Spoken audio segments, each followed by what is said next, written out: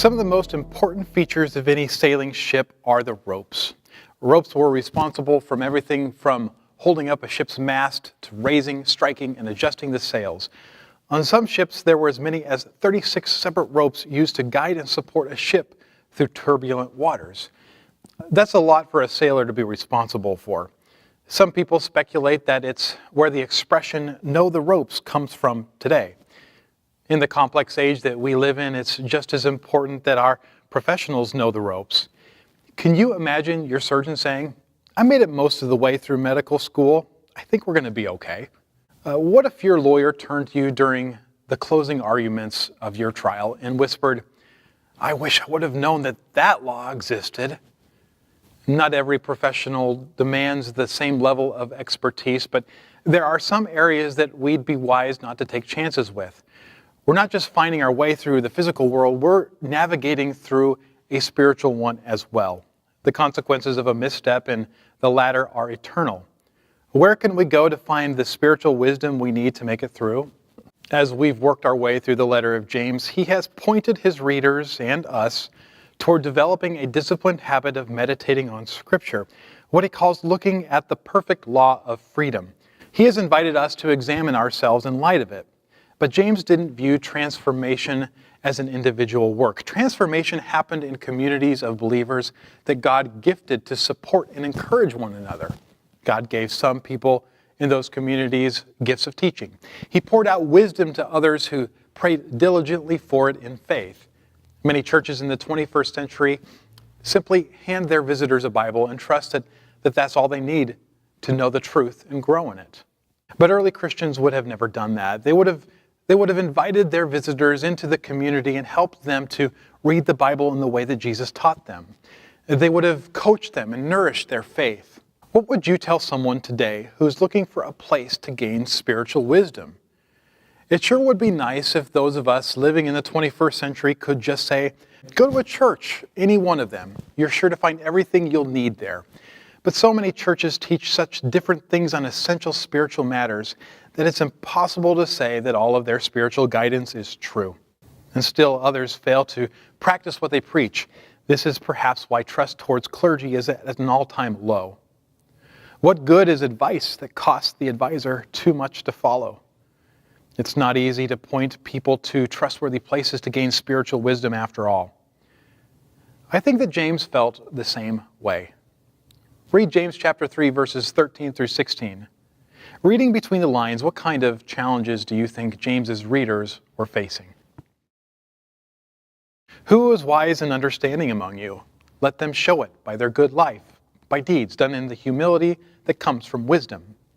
But if you harbor bitter envy and selfish ambition in your hearts, do not boast about it or deny the truth. Such wisdom does not come down from heaven, but is earthly, unspiritual, demonic.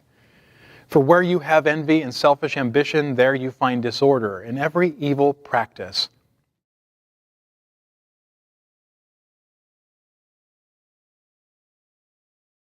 Who doesn't like to be asked for advice? Who doesn't love to be considered wise? I imagine that James's readers were very proud of their Bible knowledge. Had the description been around back then, they might have even called themselves a Bible church. In verse 13, James invites any one of his readers who considers themselves wise to stand up for a self-examination. Sources of good advice demonstrate that wisdom by good conduct and humility. But James's letter arrived in a place full of envy and selfish ambition. James says, if these characterize you, don't boast and lie against the truth. Just as people began to raise their hands after listening to James's question, they sheepishly start to pull them down. James's Bible taught that all wisdom belonged to God, and that he was the source of wisdom. That's why James tells his readers who lack wisdom to ask God, who gives generously at the beginning of the letter. James's Bible taught that all wisdom belonged to God and that he was the source of wisdom. That's why James tells his readers who lacked wisdom to ask God, who gives generously at the beginning of the letter. But apparently some were claiming to have wisdom who really didn't have it at all. Their wisdom did not come from above.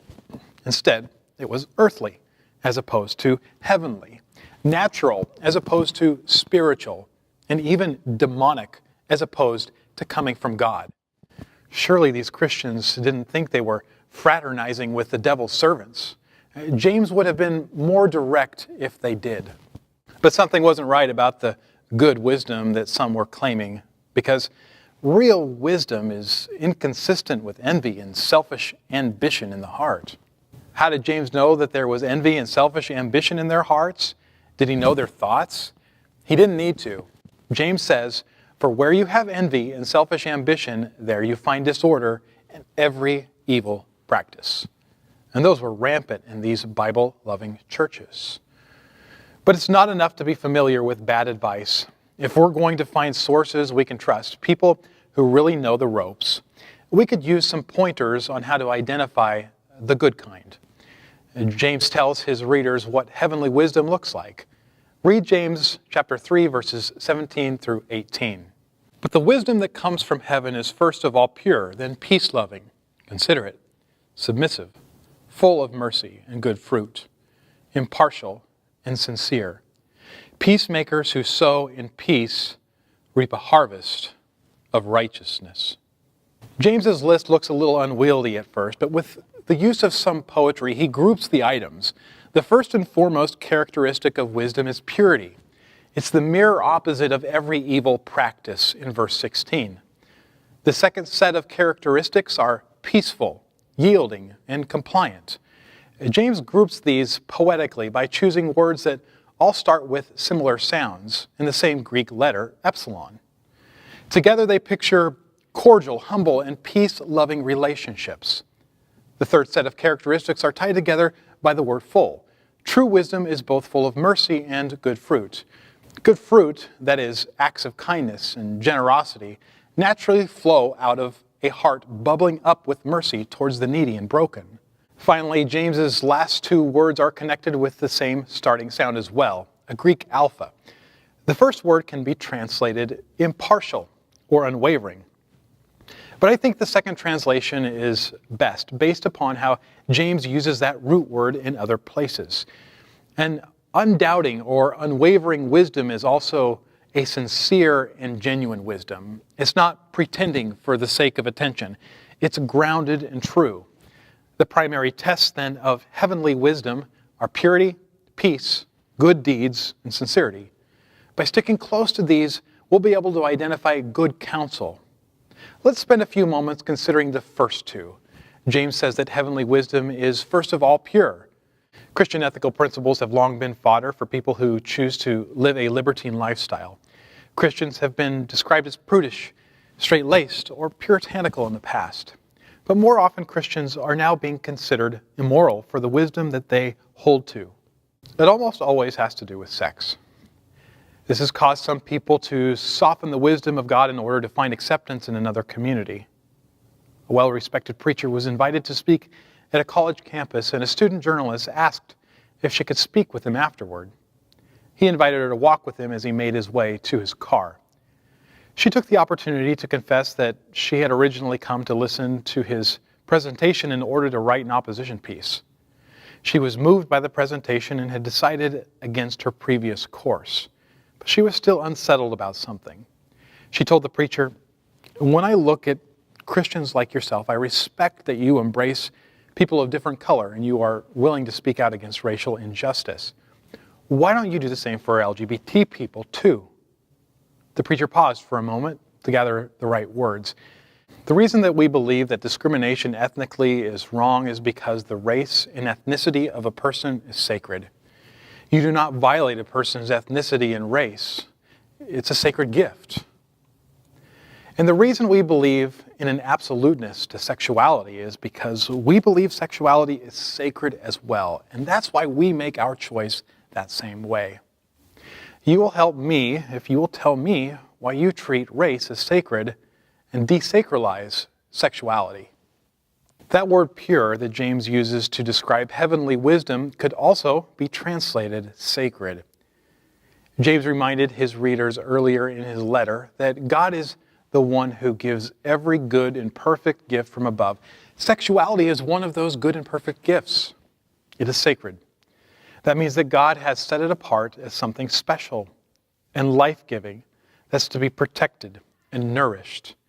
If someone takes a fish out of water, it will eventually die. A fish is designed to absorb oxygen dissolved in water, but it cannot take in the oxygen present in our atmosphere. So too, sex is beautifully designed to live and breathe in special circumstances and relationships. When we remove it from those circumstances and relationships, it will die. And when it dies, it no longer becomes the life-giving act that God made it to be. I doubt that James's readers had any trouble with that bit. Perhaps a few of them shook their heads in agreement as they heard James describe heavenly wisdom first and primarily as pure. Maybe they even thought of someone other than themselves who could hear a message like that. But when James continued to describe heavenly wisdom as peaceful, yielding, and compliant, they probably started to shift uncomfortably in their seats. Real wisdom was not just something shown by a person's purity before God, it was demonstrated by their cordiality, humility, and unity among others. But selfish motives and envy were resulting in all sorts of friction among James's readers. James closes this section by saying, "Peacemakers who sow in peace reap a harvest of righteousness." In other words, we should fully expect our methods to coincide with our results. Many Christians feel disenfranchised.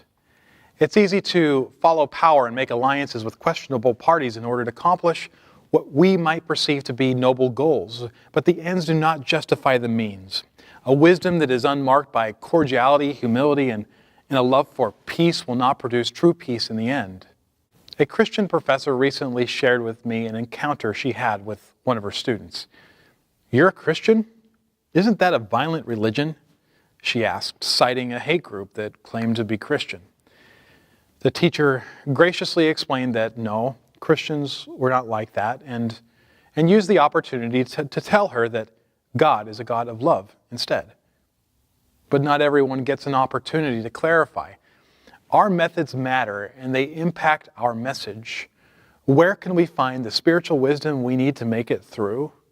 True wisdom is characterized by purity, peace, good deeds, and sincerity. Make sure your counselors are too. Read James chapter 3, verses 13 through 18 again and answer the following questions.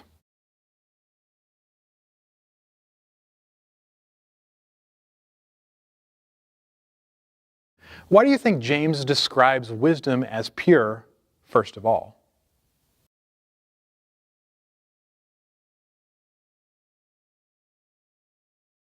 Why do you think unwavering, other translations say impartial, and sincere are used to complete the characteristics of true wisdom? Explain.